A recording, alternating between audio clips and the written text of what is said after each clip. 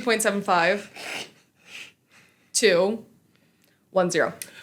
Welcome to the TrinWare IT Podcast, your go-to source for the latest trends, insights, and strategies in the world of technology. I'm your host, Natalia, and in today's episode, we have a special focus on the managed services IT topic, tailored to our dedicated professionals, David and Blake, and all of our listeners and the MSP community. And David and Blake, can you tell us a little bit about yourselves to, kind of get started, a nice introduction, what qualifies you to speak about the managed services and cybersecurity world? Absolutely. Blake, would you like to go first? I knew you were going to do that. You're welcome. Still not prepared. I recently got my IT degree. So I got a bachelor's in general IT with the specialization in cybersecurity and virtualization. I've handled quite a few cyber incidents for TrinWare, write up postmortems, all that good stuff. And I'm also the onboarding and project specialist. So a whole bunch of fun stuff. Nice. But to be clear, we've never had a cybersecurity breach. We have not had a breach, no. None of our clients have. It's usually, in fact, it's the things that we're going to talk about today. It's token theft. It is. Those kinds of things when people don't take the time to do training that we provide for them, and then they become a victim. Yeah. So just to be clear, we don't have cybersecurity breaches at TrinWare. I never said the word breach. There you go. In theory. There you go. I just said incident. Yep. And I'm David. I'm the director of managed services. I've been in managed services IT for well over 20 years. IT for almost 35 years. I have a master's degree in technology and a second master's degree in education, and working on a third master's degree in something highly relevant to what we do, World War II history. So, really? Yeah. Ooh, interesting. Just because I enjoy it. Something you didn't know about David. Yeah, I was going to say, got a history buff in here. You got two of them, actually. Yep. Oh, Yeah. two? Yeah. I'm a big history guy. There you Really? go. If not IT, history. Yeah. Really? Interesting. Didn't know the two correlated. It's like how marketing is. Almost every marketer I know, I swear up and down, every single one of them I've met all have an associate's in psychology. Every single Well, I can one see of why. them. Probably a good. Yeah, like Yeah. it's Probably a good very call. interesting. You got to deal with us. And then of course we have Jeff. Yeah, back I for wasn't the second introduced as a episode. professional. You said these two guys, and then I was just like on the side. The hardware. My name is Jeff, and I sell computers. Wonderful. They already met me in podcast 001, so they know who I am. If they haven't, they need I'm to a go back. seasoned expert now. Yeah, if they haven't, they need to go back to Yeah, that's podcast number 1. It's That's not a right. stretch. It was the Now they last know. one. Hello, everybody. Hello. Alrighty. Well, you already brought up the kind of topics of today, which is going to be token theft. And then I have another one a little bit later on about ghost hacking, I believe it is called. So let's touch base a little bit more on the concept of token theft. Can you explain what token theft is and kind of how it differs from kind of what people think about normal cybersecurity attacks, so like phishing or anything like Sure. that? I mean, it's connected to phishing. Token theft, most Azure AD, those OAuth 2.0 identity platforms rely on session cookies. Basically what it does when you sign in, hit MFA, you're passed a session cookie. That way, every time you switch pages, you don't have to re-log in. Mm-hmm. So it's real easy. Before you could just phish someone, take the password, be done with it. Now that MFA's in the game, it's a constant tug of war between, cybersecurity and bad actors. And those session cookies basically tell the server, like, hey, you're authenticated, go ahead. So if you can get your hands on that, you have free reign to anything you want that account has. So, Interesting. if a global admin gets compromised, big problems. Keys to the kingdom. Keys to the kingdom. You got it. You got everything you Yeah, need. you can do whatever you want. Wow. Yeah, so that MFA is crazy.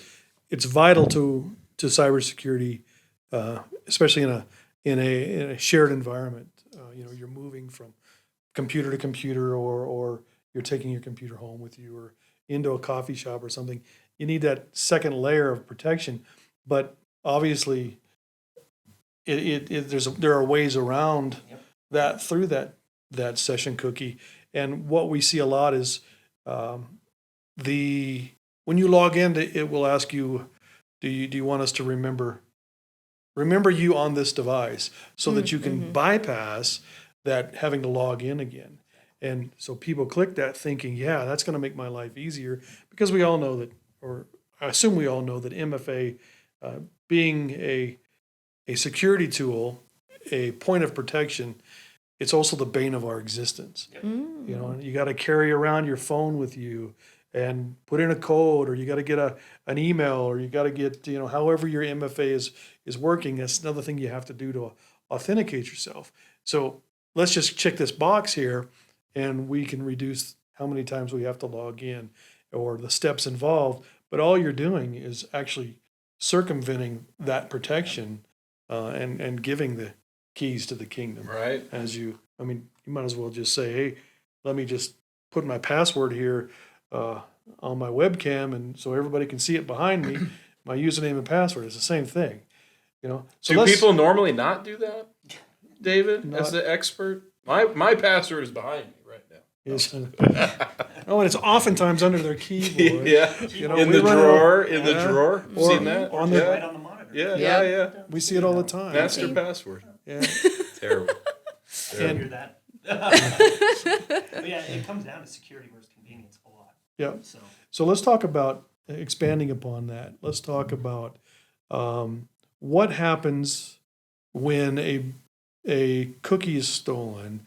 What does that feel like for the end user that has now become the victim? no, you have no idea. Most of the time, you have no idea that's occurred. So I can't just tell that someone has access to my account. No. It could go on for months. Could go on for months quietly. It usually does, because they like to sit in there, gain access to that email, see what you're doing, get pay stubs, write rules. So what are they doing? Let's say that a Microsoft 365 token has been stolen. So now the end user has access to my email and anything else related to Microsoft 365. So that would be SharePoint, my applications. What do they do? What's the point of stealing that? Just so they can see things? No, and that'll vary by attacker, but most of them are looking for that payday. So, you get in there and you're seeing invoices come through. You can take those, and if you're not noisy, doctor them up, wait a little bit, send them out. Well, but surely I'm seeing that, right? No. I'm seeing, as the end user, I'm seeing, hey, wait a minute, that email, where's my email go? Or why is there an extra email in my sent box? Yeah. How do they prevent you from So seeing those are that? where your rules come in. So, anything, you can write so many Outlook rules, to mark a message as read, move it to a folder. You'll never know where that is. And it's usually a folder, those RSS feeds. I've seen those Sure. times down there. The ones that you don't The really ones look that, at. Yeah, most people, Yeah. they just kind of sit there and Yeah. go like, Yeah. junk. Junk's a good one. Internet Explorer favorites. Yeah. Not touching that one. Yeah. So, yeah.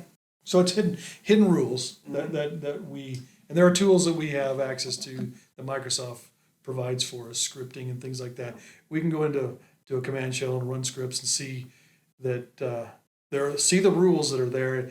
And let's just be honest, the average user does not create a rule in their Outlook environment. If they do, it's to move a file. Then maybe they commonly get a file or an email rather that they subscribe to something. They want to go back and read that, but they don't want it filling up their inbox. Yeah. So they create a rule to capture that email, move it to this folder, and make sure that it stays unread. I have one on mine. And it's for FedEx tracking. Sure. We ship 20 packages a day out of here, and I get an email. So I have a rule, if it says FedEx, move it into this folder. Because sometimes I do need to go back and look at that. Yep. Yeah. That's one. That's the only one I have. So you want that. Those are great things to have. Yeah. Those rules. But then they go back and they create rules. And they recently we had an end user who received a phishing email. It looked legit, and they clicked on it, and it popped up a window that said, "Hey, enter your Microsoft credentials." That should have been a clue right there. I'm in my Microsoft environment. Now you're asking for my password again. And this end user typed that information in, and that was how it started, right? Yep, that's how the whole thing started. So what happened next? Obviously, we're not going to mention a name, right? Which one are we talking about? Oh no. Yeah, because we actually. I know which one you're talking about. Yeah. But, he, got into SharePoint. And there was He's the bad actor. Yes, the bad actor got into SharePoint, and there was some sensitive. Surely some sensitive stuff in there we're too. talking driver's license, Yep. blood work. Personal information that Yeah. you think, you put it into, you thinking that SharePoint is, or my Dropbox or my OneDrive or whatever, that's Yeah. mine. That's my personal information. I can put that stuff there. Please don't do that. Yeah. Please don't do that. Don't assume that anything is safe, that anything is private in those types of environments, because they're not. Yeah. So this guy got access, as you said, the keys to the kingdom, Yeah. and they literally were able to see everything. Everything. And this went Sucks. on. No one noticed that this went on in this environment, at this client's environment for 3 or 4 months. And you usually don't know unless you have the proper tools. Yep. Until they pop their head out, send an email, and upset a bunch of people. Right. Yeah. And in this And now you get yeah. responses. Yeah. Yep. Yep. That's how it was noticed. How it was found was suddenly the someone in the business goes, wait a minute, that's not the normal email I would receive Right. from my whatever that person is. Let me ask some questions. Oh, great move. Pause. Ask questions. Yeah. This doesn't seem right. Don't respond to it. Don't open it. Don't do anything. I'll give you another example. Years ago, the CFO of a company that was managed by one of my other MSPs, the CFO received requests for funding, $60,000. Wire that money here. Came from the CEO. And the sad thing is their doors were next door to each other. Yeah. You could have at least Yep. said, "Hey, CEO, did Is you this- just send me this?" Is this what you want me to Yeah. do? Yeah. Right. That CFO did not do that. They wired the money, Oh my and, gosh. I got a call at Oh. like midnight that we've been hacked.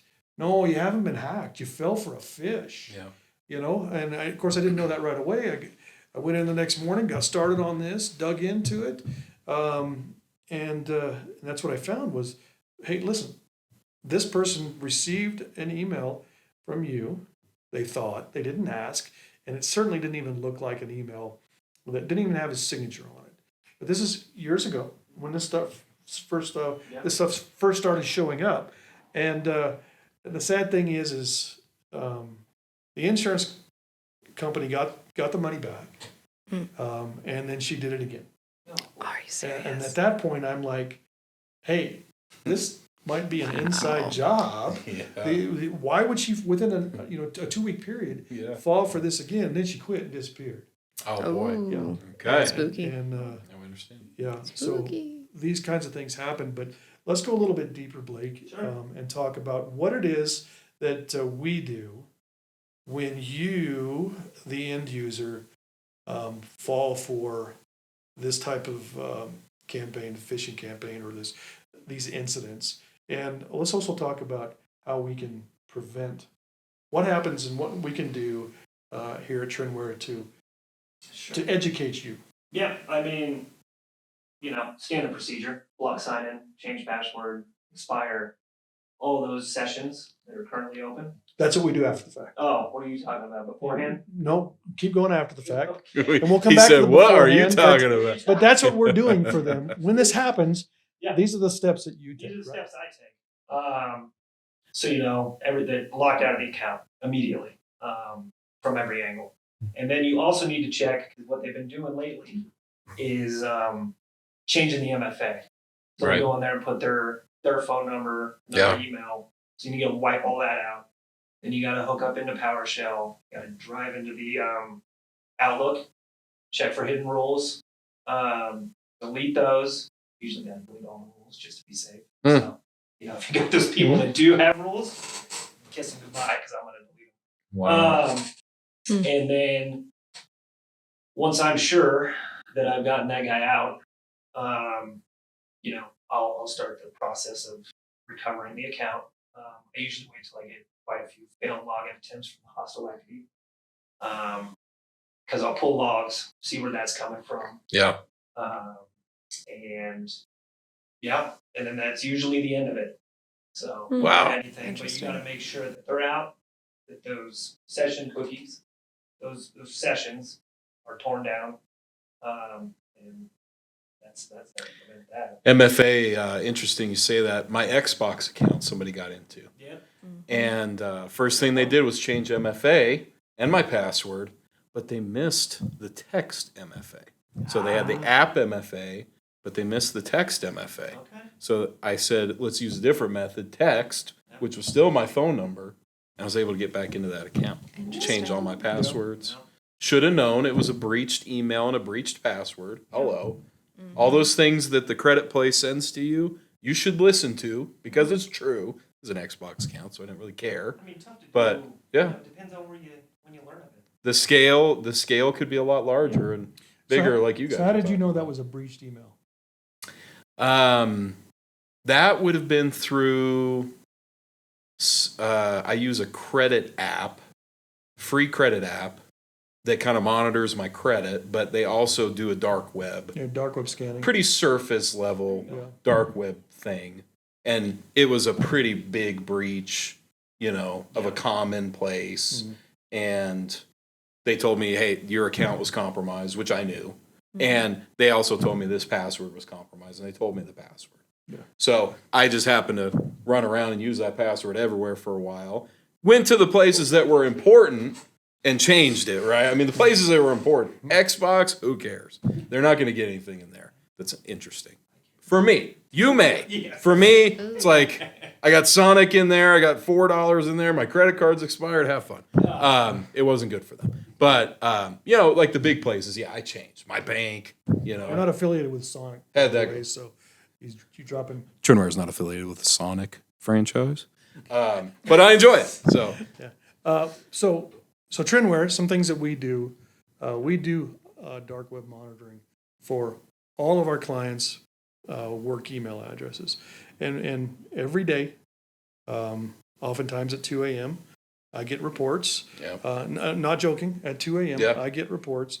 I forward those reports. I review them. I look at what was compromised or suspected, and I forward those over to our NOC team, and we have a letter that we send out with recommendations to our clients, what they should consider doing.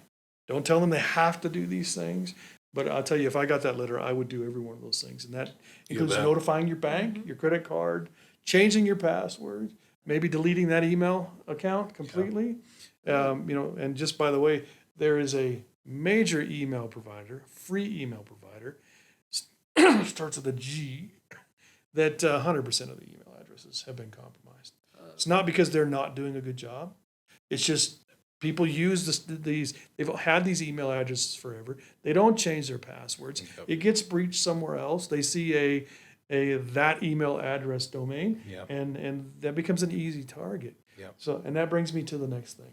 What's the point, Blake, of gathering, buying, however I get the information? Sure. Probably bought a breach Yep. database off the dark web, some information off the dark web. So I've got this information. At that point, I can go and do anything I want, or does it take more than that for a bad actor to gather the information that they need? No, it doesn't take much more. I mean, token theft is a very easy thing to do. I mean, script kiddies can do it. There's packages built. You get more advanced when you get into the man-in-the-middle attacks, and some of those token thefts that occur with malware, like Imhotep and Redline, which are botnets now. So small businesses, right? Yep. Were you going to say something? I was going to say probably better for them to tiptoe around a little bit. I mean, you just bought Yeah. this credential that's really important. You got a CEO of a company. Probably better for them to tiptoe, watch your emails, watch for this guy who's wiring Yeah. occasionally a $60,000 wire out, and kind of learn what's happening, that probably grows their, what yeah. they can do. Yeah, the peck a amount little of bit that on it. breach. And Yeah. But you are timed. see how You soft have it a is. little bit of time. Sure. But more importantly, I think is, small businesses think, well, I'm just a small business. I am not a target. No, that could not be further from the truth. In fact, we hear about these big breaches, the Target breach from a number of years back, and pick another one that happened. Even the Department of Defense had a breach. The VA department has had breaches, but it's not about exploiting, getting this information to get a payday. A lot of the times, it's about, think of it like an artist. He's painting a picture, and a little bit at a time. So you get information from a breach, and then you get some more information, and you start correlating that data, and all of a sudden pictures start coming out. There's David's Gmail account. There's David's work email account. There's David's first and last name there. But oh, look, over here, there's David's association that David's with.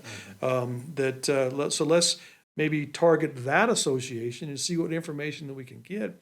And all of a sudden, we're starting to put together this full picture of all the information about you or about your business, and then they become, let's just say, an authority on that, and then they can impersonate. And once they can impersonate someone within the business, now I can exploit the people within the business, and that's where it all starts to come into a revenue generating. Or I can sell that big picture information. I can sell that, and so that makes it easier for the next guy who's willing to pay for this to do an attack.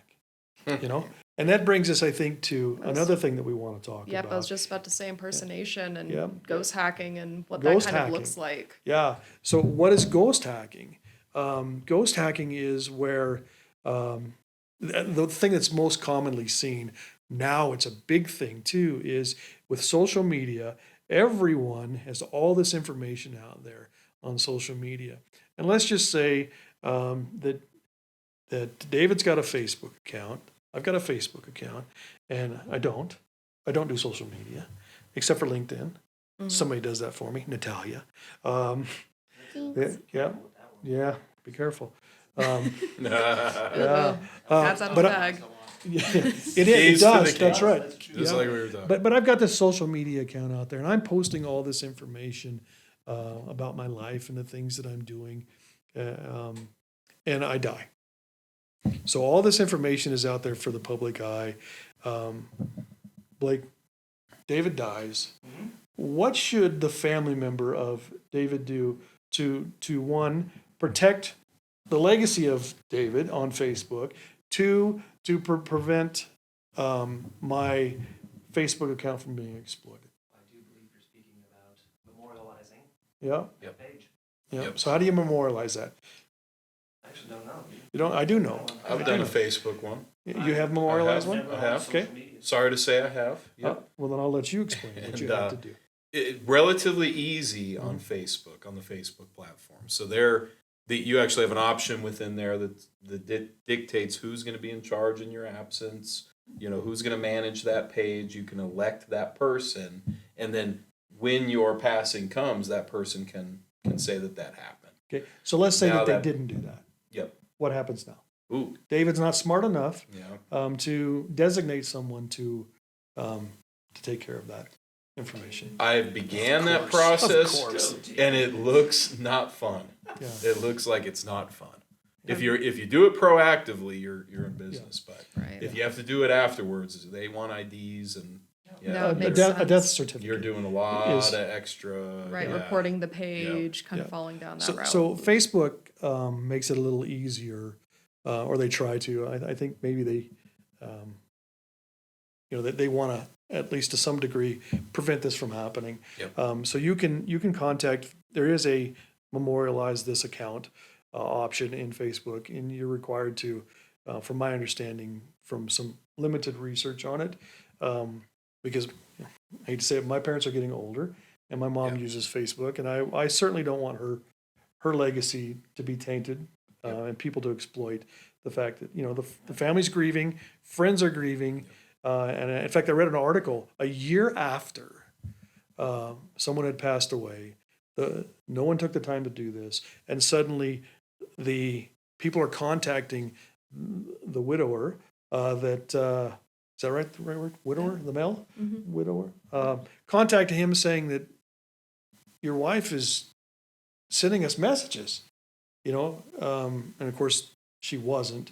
But that dug up all that grieving, that stuff that those emotions that had maybe began to dissipate a little bit.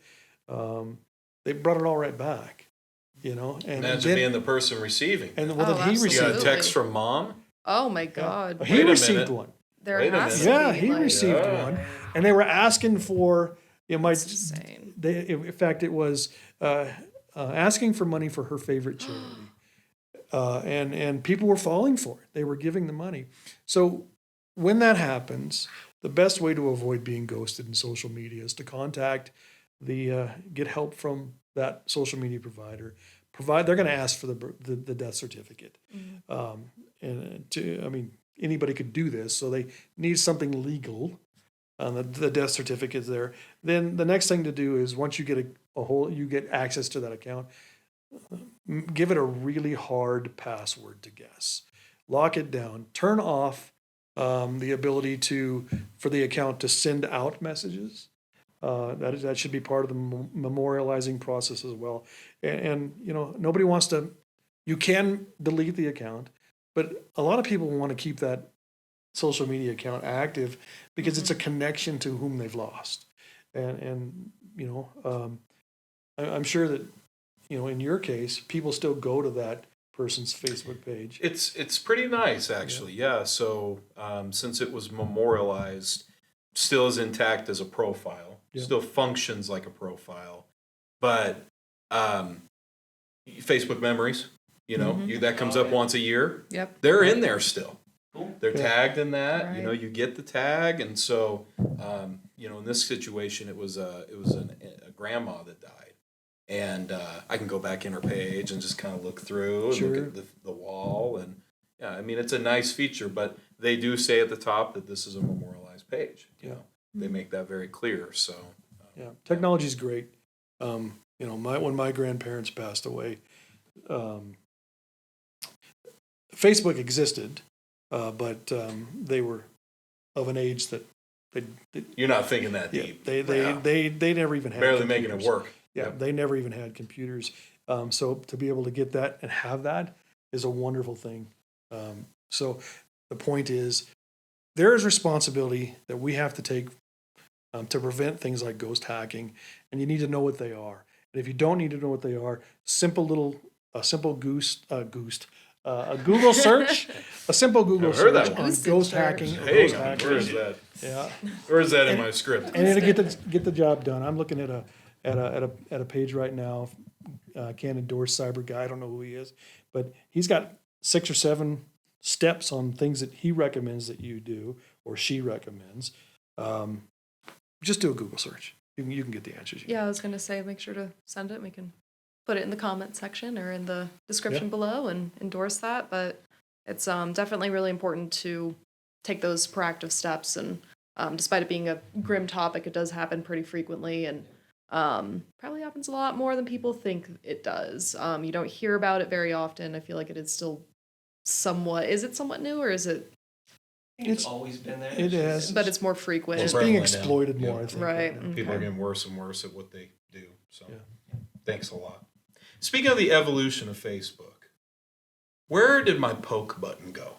I know they just up and I'm pretty upset about that. I am. There was a poke app for a minute, and I poked a friend like 850 times. Yep. Poke, poke, poke. And you got a little banner that said, I think my record was 3,080 posts. This is exactly why Yep. I've never been on yeah, Facebook. yeah. Where did my poke button go? Mark, if you're watching this, bring it back. Well, Sorry. I think that wraps up today's episode. I am devastated about the poke button. I'm dating myself here, but that was like the highlight of middle school and high school, and that was. But there's a personal question on here you haven't asked yet, and I'd like to make sure that we address it. Which one? Italian or Mexican food? Yes. Italian or Mexican food, guys? Mexican. Italian. Oh, Ooh. What's wrong with you? tiebreaker. Look at me. Do I care? Yeah, bring it on. It's food, man. Just bring it on. I second that. I also. What about you, Natalia? What kind of food do you enjoy? You know, I think it's an Italian one. Definitely Wow. obsessed with spaghetti. You know, I go to Denny's and I'll order the spaghetti from time to time, and so it's Italian from Denny's. Are we sponsored by Denny's? Or do you want to say we're not sponsored That's by where the Denny's? bar is held. Okay. TrinWare is not sponsored by Denny's. Spaghetti. I do from like a good Denny's. lasagna, though. Lasagnas. I do, Yeah. I do, yeah. That's where it's at. Good lasagna. I mean, both. And they're just both great. Buca de Beppo has some pretty Both good provide Italian. heartburn. now we're gonna- How about we're gonna- that? We're going to continue to say names. And Sorry. no, that's okay. I mean, I'm sure they like That's what the it, too. ducks are I for. will specifically get an endorsement from Buca de Beppo, and I will be the happiest. From what? I can't even say that. We'll get Yeah, a Pope table in here. Maggiano. Off we go. Ooh. You guys haven't ever been to Buca de Beppo? I'm not from I've Denver, so never Family even- style. You order a thing of spaghetti, you What get about like 10 Fazoli's? servings. Fazoli's, good. Unlimited breadsticks. That's where it's Ah, at. Rest in peace. There's one in no, Westminster. there's one in Pueblo. Yeah. They're One in still around. Westminster. They're They're still making a around. comeback. That was pretty good. Dude, Let's not the, call it a I comeback. forgot about Fazoli's. No, the Fazoli's in Aurora, it's bumping. Every single time I drive by it, dude, there's like a line through the drive-through. So let's just get this out here real quick. That hey, Fazoli's, we are looking for sponsors. You just got your free advertising, right? That's there. the one that we Denny's, want. we're in. Buca de what? Yeah. Buca de Wada? Buca de Beppo. There you go. And for all the hackers out there, if Natalia has a secret question on her accounts, favorite Italian food, now we know the answer. Ooh, sorry, Denny's. guys. All right, password guessing. Here we go. Well, that wraps up today's episode of the TrinWare Technology podcast. David, Blake, Jeff, thank you, and to all of our listeners, of which I could not make eye contact with, but I saw your guys' beautiful faces, so I think that's what matters. Be sure to subscribe, like, engage with all of the comments and wherever we end up posting this. And until next time, stay proactive, stay secure, stay ahead of the curve. Go Mariners. Go. All right.